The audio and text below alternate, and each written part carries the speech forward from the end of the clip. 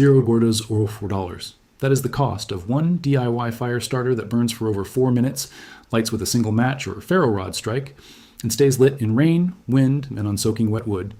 The most popular commercial fire starter on Amazon right now sells for $12.99 for a pack of 20. That's 65 cents per fire starter. The DIY version uses 2 items from the pharmacy, aisle totaling $2, and produces over 50 individual fire starters from that single purchase. 4 cents versus 65 cents. Same result, same burn time, same wet weather performance. That is a 1,200% markup for a product you can make in your kitchen in 10 minutes. The promise. In the next 11 minutes, I'm going to break down the real cost of commercial fire starters versus the $2 DIY version, show you the exact science behind why this method works in conditions that defeat commercial alternatives, and give you the step-by-step method to make 50 of them in a single sitting. If you have a bug-out bag, an emergency kit, a camping setup, or any form of disaster preparedness, fire starting is the one skill that connects everything else. Without fire, you can't cook your stockpiled food. You can't purify water. You can't stay warm. And the difference between someone who can start a fire in the rain and someone who can't is often the difference between surviving and not. The cost comparison. Let me show you what fire starting actually costs across every available option. Option 1, commercial fire starter tabs. The top-selling brands, Wetfire, Coghlan's, UST, range from $8 to $15 for packs of 8 to 20 tabs. Average cost per tab, 50 to 75 cents. Average burn time per tab, 2 to 5 minutes, depending on brand. They work well, no argument there. But the math doesn't make sense when you look at the alternative. Option 2, fatwood sticks. A box of fatwood costs $10 to $15 for about 20 sticks. Cost per fire, roughly 50 to 75 cents. Fatwood is resin-saturated pine heartwood. It lights easily and burns hot, but it's heavy, bulky, and the sticks break in a pack. For a bug-out bag where weight and space matter, fatwood is not ideal. Option 3, store-bought fire gel or paste. Tubes of fire gel cost $5 to $8 and provide roughly 10 to 15 fires per tube. Cost per fire, 40 to 60 cents. Performance is inconsistent in wind and rain. The gel runs on wet surfaces and dilutes in heavy moisture. Option 4, petroleum jelly cotton balls. A jar of petroleum jelly, $1.50 at any pharmacy or dollar store.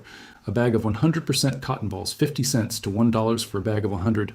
Total investment, $2. Total yield, 50 to 60 individual fire starters. Cost per fire starter, 3 to 4 cents. Burn time per starter, 3 to 5 minutes with a sustained wind-resistant flame. That is not a marginal savings. That is an entirely different price category. A prepper who stores 100 fire starters in their kit spends $65 on commercial tabs or $4 making their own. Over 5 years of refreshing that supply, the difference is $300. $300 saved on a product you can make in your kitchen with 2 items that have a combined shelf life of over 10 years. Engagement, checkpoint. Number 1, if you have a bug-out bag or emergency kit right now, what's your fire starting plan? A lighter that runs out of fuel? A ferro rod with nothing to catch the spark? A pack of matches that absorb moisture in 3 months? By the end of this video, your fire starting problem is permanently solved for $2. The science. Here's why this specific combination works in conditions where commercial alternatives struggle. Petroleum jelly is a semi-solid mixture of hydrocarbons derived from petroleum refining. Its flash point, the temperature at which it ignites, is approximately 400 degrees. That sounds high, but here's the critical detail. Cotton fibers have a flash point of roughly 480 degrees. When you saturate a cotton ball with petroleum jelly, the cotton fibers act as a wick. The loose fibers on the surface of the cotton ball ignite first from a match or ferro rod spark. Those burning fibers heat the petroleum jelly immediately surrounding them past its flash point. The jelly melts, vaporizes, and feeds the flame with hydrocarbon fuel. A single saturated cotton ball produces a flame equivalent to a small candle that burns for 3 to 5 minutes. That is more than enough time to dry and ignite damp kindling, which is the exact step where most fire starting attempts fail. The reason this beats commercial fire starters in wet conditions comes down to water resistance. Petroleum jelly is hydrophobic. It repels water at the molecular level. A saturated cotton ball dropped in a puddle, pulled out, and struck with a ferro rod will still light. The jelly coating prevents water from reaching the cotton fibers underneath. Commercial fire starter tabs are typically made from compressed wood fiber and paraffin wax. Paraffin is also hydrophobic, but compressed wood fiber absorbs moisture through exposed edges. In sustained rain, commercial tabs soften and lose structural integrity. A petroleum jelly cotton ball does not. It has no rigid structure to lose. The U.S. Army Survival Manual, FM 21-76, lists petroleum jelly saturated cotton as a recommended emergency fire starting material. Boy Scouts of America has taught this method in wilderness survival modules for over 40 years. This is not a YouTube hack. This is standard issue survival knowledge that the gear industry repackaged and marked up 500%. The complete method.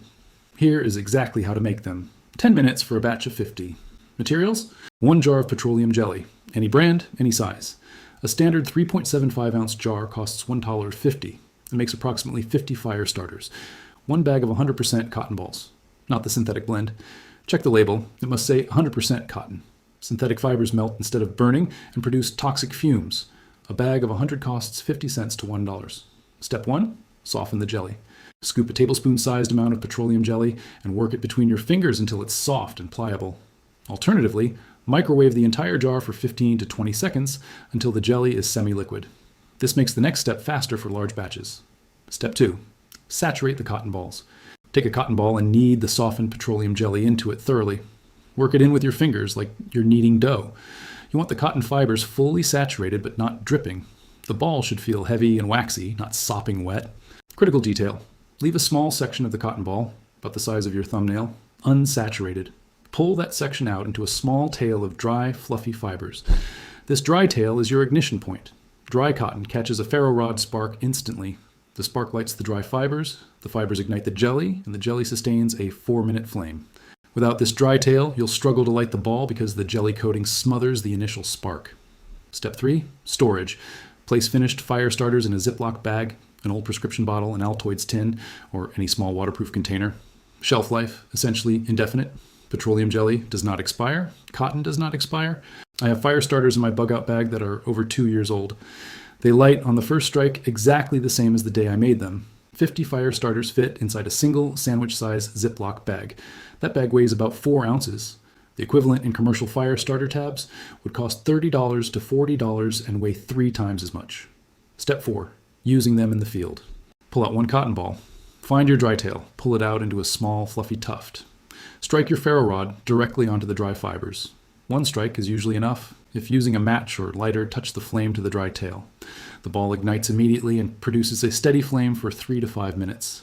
Place the burning cotton ball under your kindling arrangement. The sustained flame dries wet twigs from below while igniting them. This is why the 3 to 5 minute burn time matters. A match gives you 15 seconds. A commercial tab gives you 2 to 3 minutes. A petroleum jelly cotton ball gives you up to 5 minutes of uninterrupted flame. Enough time to dry and ignite kindling that no match could ever light. Engagement checkpoint per 2, 4 cents each, 5 minutes of burn time. Waterproof. Lights with a single ferro rod, strike. Shelf life measured in years, not months. The commercial fire starter industry charges you 65 cents for a compressed wood tab that does less, weighs more, and fails in the rain. Now let me show you the variations that make this even more effective. Advanced variations. Once you understand the basic petroleum jelly cotton ball, there are 3 upgrades that multiply its effectiveness. Variation 1, dryer lint version. Replace the cotton ball with dryer lint from your laundry. Stuff a golf ball-sized wad of lint, saturate it with petroleum jelly the same way. Dryer lint is even more flammable than cotton balls because the fibers are finer and more loosely packed. Burn time is slightly shorter, about 2 to 3 minutes, but ignition is nearly instant even without a dry tail. And dryer lint is literally free. You throw it away every week. Variation 2, wax-dipped version for long-term storage. Make a standard petroleum jelly cotton ball, then dip it in melted paraffin wax or old candle wax and let it harden on wax paper. The wax shell creates a completely waterproof outer casing. You can store these loose in a bag without them sticking together. To use, crack the wax shell with your fingers, expose the cotton fibers, and light normally. These are the most durable fire starters you can make.